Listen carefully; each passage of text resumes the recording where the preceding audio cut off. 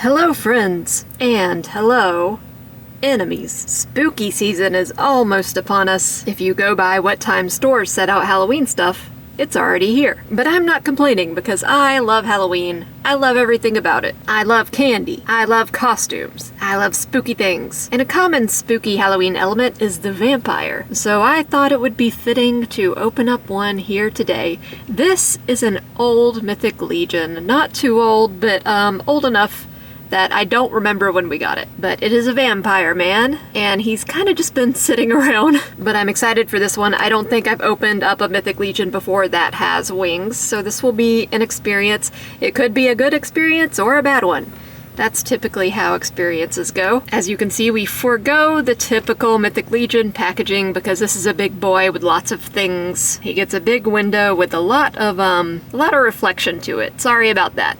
But we'll see him in all his glory in a moment. There is supposed to be another shackle or something right here that it slipped underneath this this graphic. This was part of the Illythia wave, so you get an illustration of Illythia on the back. And let's go ahead and open him up so we can see him properly. So I should just be able to slip this back piece off. Whoop. Wings have their own clamshell. Sometimes for Mythic Legions I keep the packaging if it's something I'm not sure I want to keep or something that's like a bigger item. For this one I think I'm just going to throw the packaging away because I like this guy. I think he's pretty readily findable if you want him. I don't think he's rare or anything, so in this case it's fine to throw away the packaging.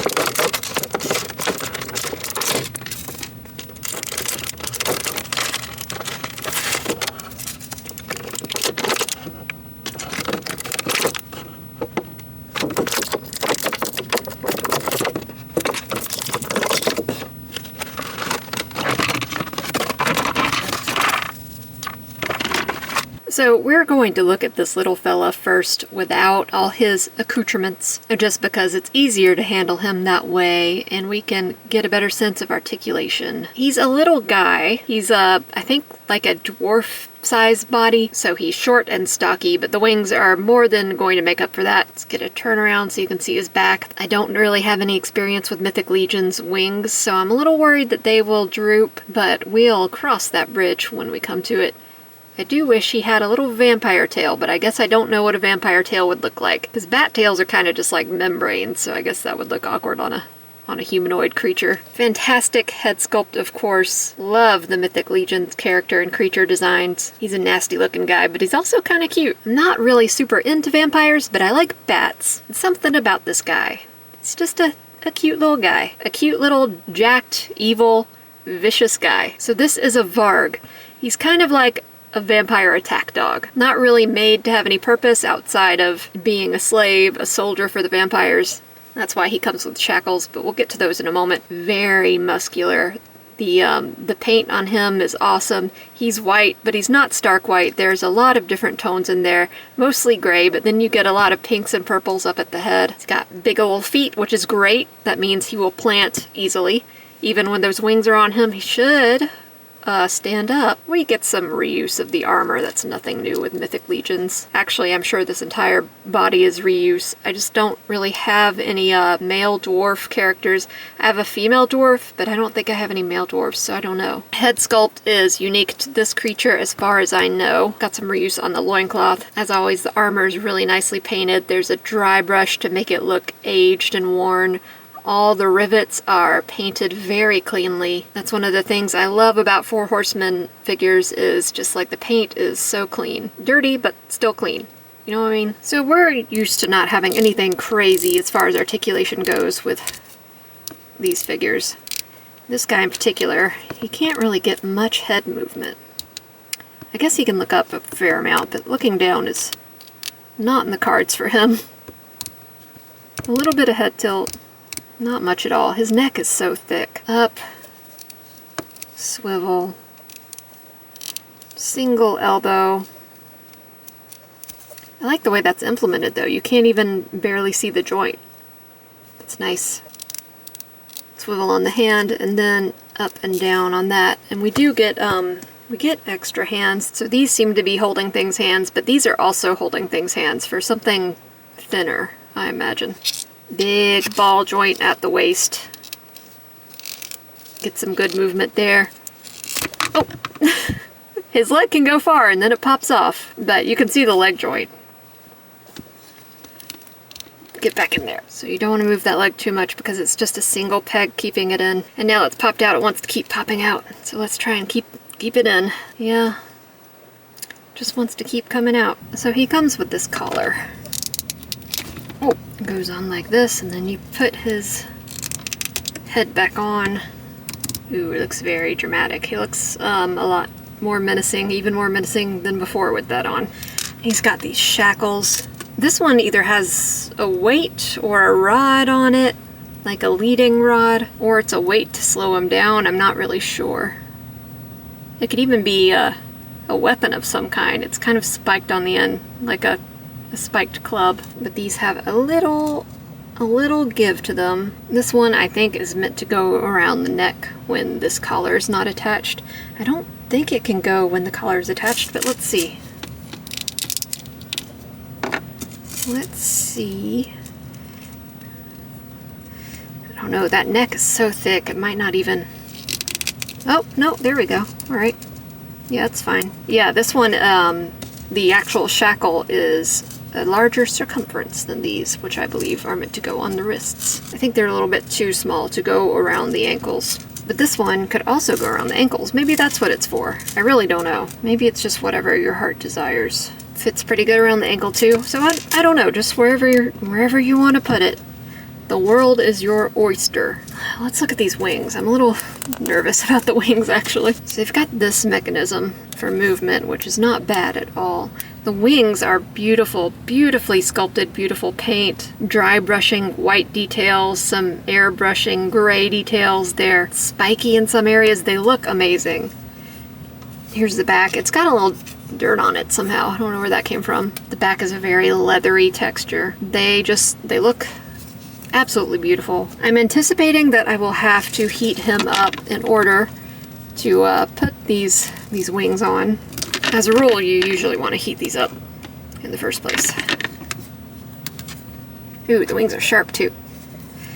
Yeah, the joint for this doesn't want to move, so I'm probably going to have to heat up the wings and him. Yeah, there's no way that's going in without some heat. So I am going to dunk these in a hot bath, and I will come back in a moment. But thanks to editing magic for you guys, it'll be like no time has passed at all. Alright, it took some very hot water, but we got the wings in, and yeah, it was very much needed to put some heat on those because the peg joints within the wings weren't even budging. Even after the very hot water, they were they were hardly moving. We've got those in. So you can get some, oh, well, hopefully it'll slide back in easier and I don't have to soak it again. But, so yeah, you've got a joint here. The paint is flaking off, but it's just a joint, so it shouldn't be a problem. But yeah, that's very, very difficult to move. So in theory, they should arc out and away from the body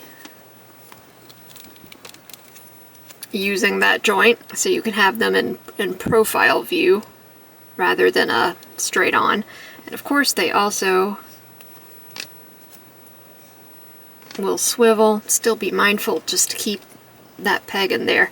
I think these need to cool down a little bit and then they'll expand and just be nicely stuck in the back and I don't have to worry about it anymore, but for now they're a little loose. And then you've got this hinge up here.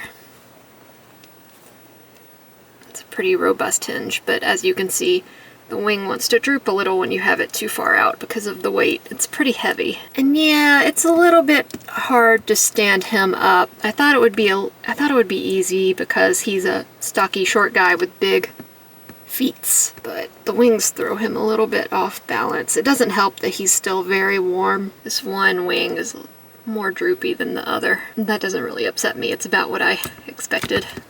I don't really plan on displaying him with his wings splayed out like crazy. Actually, I think it's better to have them position behind him so they give him some extra points of stability to stand on. I think he looks so cool. I love Four Horsemen, but I'm not an apologist or anything. I recognize the shortcomings of these figures. That's why I knew coming into it the wings would probably be a bit of a pain, but they look very cool. It's like the Cosmic Legion Sphexians. I love those figures. They are some of my favorite figures, but they are insanely frustrating to me. So I'm very aware of the problems that we face when we try to position these figures. He looks so cool. I love him. Let's let him cool off a little bit and we will look at the accessories. I already showed you guys some of them. We'll take another look at these shackles just because I like to appreciate the texture that's on them. It's hammered metal, looks great, real chain. He comes with this scythe. The scythe has a bit of a visible sprue mark on it, which is not a common occurrence for these figures. But yeah, you can see the sprue right there. Not a big deal for me because I can just X-Acto that off, but it is fairly visible. Kind of a plain weapon, but it does have a very nice gunmetal sheen on the scythe part. The rest is just a black. He'll come with a mace, all one color, just cast in one piece, I suppose. Really nice silvery dry brush on that, beautiful. And a vampire dagger.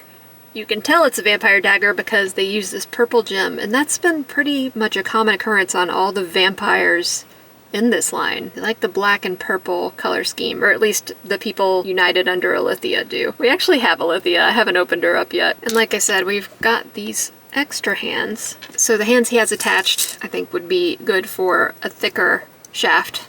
But for thinner ones, you probably want these hands right here. They're not very rubbery. And the weapons themselves are, I wouldn't say brittle, but they're solid. They are not rubbery, so be careful when you insert them into the hands. Don't break anything. Easier said than done sometimes, I know. Let's get him all decked out. I want him to be chained up. I want him to be holding weapons. I want to subjugate this man. Alright, and here he is all kitted out in all his glory. He looks amazing. One of the reasons I decided to open this up today, after having it unopened for so long, was that I am decorating for Halloween, and I think he will be a great Halloween decoration. That's really what I love about a lot of these figures, is that they are more than figures, they are just works of art. They look fantastic, they're so beautiful. They're just cool creature designs, cool sculptures, and I know I gush about this every time I review a Four Horsemen product, but I just love their stuff so much. I want a dedicated Four Horsemen display. I just don't have anywhere to put it at the moment. So maybe one day when I'm able to do that, we can do a little tour. So that is Vargg. One day I'll get around to opening Illythia, and I have another vampire to open at some point. But that is it for today. As always, likes and subscribes are very much appreciated. Comments are more than welcome. And I will see you guys on the next one.